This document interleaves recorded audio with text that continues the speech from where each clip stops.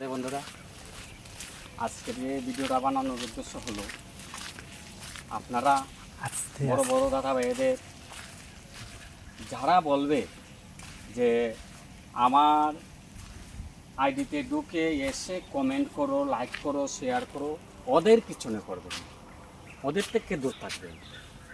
আমার কথা হলো, যদি ভাইরাল হয়, আমার কন্টেন্ট যদি ভালো হয় তাহলে এমনিতেই ভাইরাল হয়। আমার কোনো দাদা ভাইরা কোনো ভাইরাল করে দিতে পারবে না, বা ওরা দেবেও না, দিতে পারবেও না। কেন না, আমার কন্টেন্ট যদি ভালো হয়, দর্শকে যদি ভালোবেসে নেয়, তাহলে সেই ভিডিও কি আর থাকে? সে তো ভাইরাল হবেই। তাই সেই জন্য বলছি বন্ধুরা, ওদের থেকে দূর থাকুন। আর একটা জিনিস করবেন বন্ধুরা, সবসময় চেষ্টা রাখবেন কন্টেন্টগুলো যাতে ভালো হয়, দর্শকে যাতে আনন্দ পায়। দর্শকে যদি আনন্দ না পায়, তাহলে বন্ধুরা কেউ দেখবেও না, ভাইরাল হবো তাক দূরের কথা, আমাকে চিনবেই না। বিশ্বাস রাখুন, ফেসবুকে এসে যদি কর্ম করতে হয় তাহলে বিশ্বাসটা রাখতে হবে।